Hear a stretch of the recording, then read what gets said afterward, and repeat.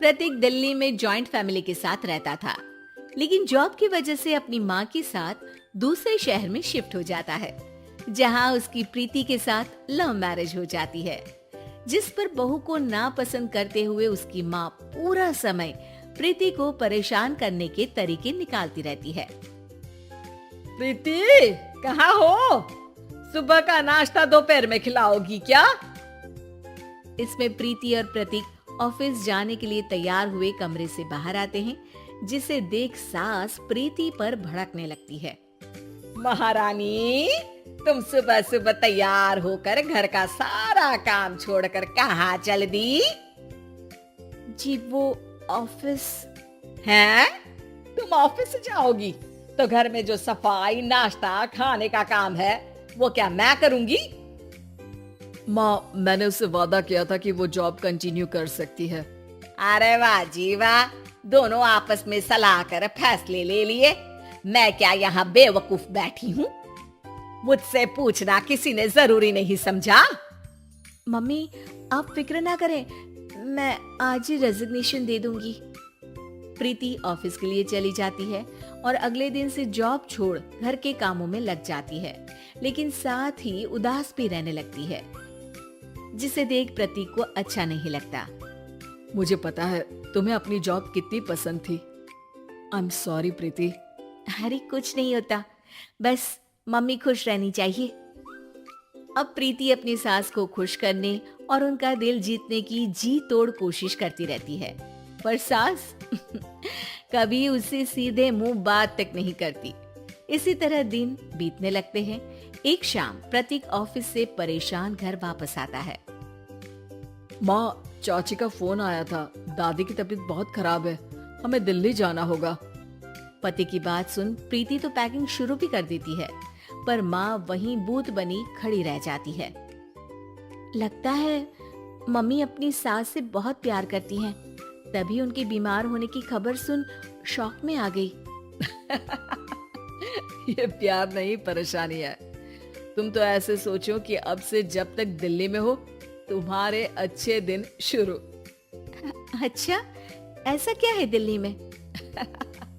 वो तुम्हें कुछ ही घंटों में पता चल जाएगा। सास के रिएक्शन और पति की बात से कंफ्यूज्ड प्रीति दोबारा पैकिंग में लग जाती है, जिसके बाद कुछ घंटों का सफर तय कर तीनों दिल्ली पहुंच जाते हैं, जहां घर के अंदर पहुंचते ही लोगों की भीड़ देख प्रीति परेशान हो जाती है। हे भगवान, इतनी भीड़! प्रतीक, कहीं तुम्हारी दादी को कुछ हो तो नहीं गया ना? पागल, ये भीड़ नहीं, मेरा परिवार है। क्या इसे तुम परिवार कहते हो? अरे इसे तो जिला घोषित कर देना चाहिए। तुम्हारा परिवार का तो अपना पर्सनल बिग बॉस बन सकता है। हैरान परेशान प्रीति परिवार वाले सदमे से बाहर निकली भी नहीं होती कि सिर पर पल्ला रखे शांत तरीके से सबके साथ बात करते हुए अपनी सास को देख उसे दूसरा सदमा लग जाता है। हाय राम, ये मम्मी का ऐसा भी कोई रूप है? ये तो मुझे पता ही नहीं था। ये तुम्हारी सास का ससुराल है। तभी प्रतीक की बहन बोल पड़ती है, यहाँ आपको ऐसी ऐसी चीजें देखने मिलेंगी जो सपने में भी सोची नहीं होंगी। हाँ, ये कुछ दिन तो बहुत इंटरेस्टिंग लग रहा है। सब एक साथ दादी के कमरे में जाते हैं, जहाँ पहुँचते ही उसे दादी की आवाज सुनाई देती है। क्यों रे, सास से मिलने की फुर्सत मिल गई? दूसरे शहर जाकर छूट क्या मिली? तुम तो भटकता पंछी बन गई। इतने समय में ये तक नहीं पूछा कि जिंदा भी हूँ या मर गई। प्रीति की सास अपनी सास के पैर छूती है। अरे कैसी बात कर रही है मम्मी, आपको तो मेरी उम्र भी लग जाए। अरे बस कर, ये झूठी उम्र देने वाली बातों का दिखावा ना कर। तेरा बस चले ना तो जो मेरी बची कुची जिंदगी है वो भी अभी खत्म कर दे। अरे बहू कहाँ है? इस पर सास प्रीति को दादी से मिलवाती है। दादी प्रीति को बहुत प्यार देती है। क्यों बहू, तेरी ये सास परेशान तो नहीं करती ना? अगर करती है तो अभी बता दे, मैं इसकी क्लास लगा दूंगी। अरे कैसी बात कर रही है माँ जी, भला मैं क्यों किसी को परेशान करूंगी। प्रीति अपनी सास का ये रूप एंजॉय कर ही रही होती है कि तभी चाची वहां आकर प्रीति को अपने साथ ले जाती है। सास की क्लास लगते देख जो खुशी मिल रही थी वो तुम्हारे चेहरे से साफ पता चल रही थी, इसीलिए ले आई, क्योंकि अगर उन्हें पता चल जाता तो तुम्हारी खैर नहीं थी। थैंक यू चाची जी। चाची और प्रीति घर में झूले पर बैठी बात कर ही रही होती है कि उसकी सास भी वहां आ जाती है। मतलब यहाँ सारा काम मैं करूं और तुम बैठी हंसी ठिठोली करो। अरे चलो जाओ खाना बनाओ।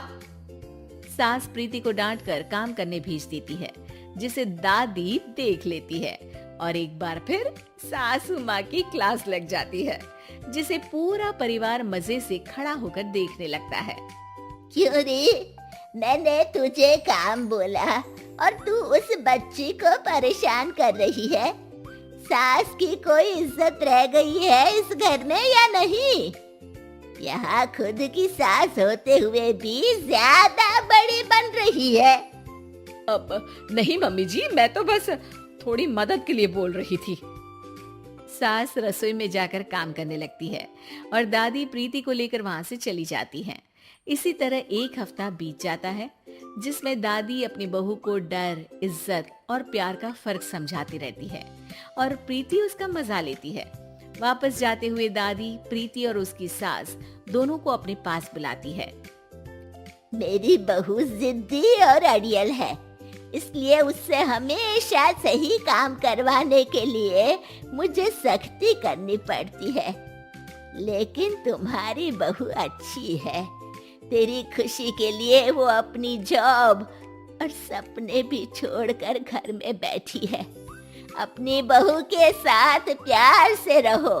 और प्रीति, अगर अभी भी तुम्हारी सास परेशान करे ना, तो फिर तुम्हें पता चल ही गया है कि शिकायत कहाँ करनी है। जी, अपनी सास के ससुराल में उनकी सासू माँ के पास।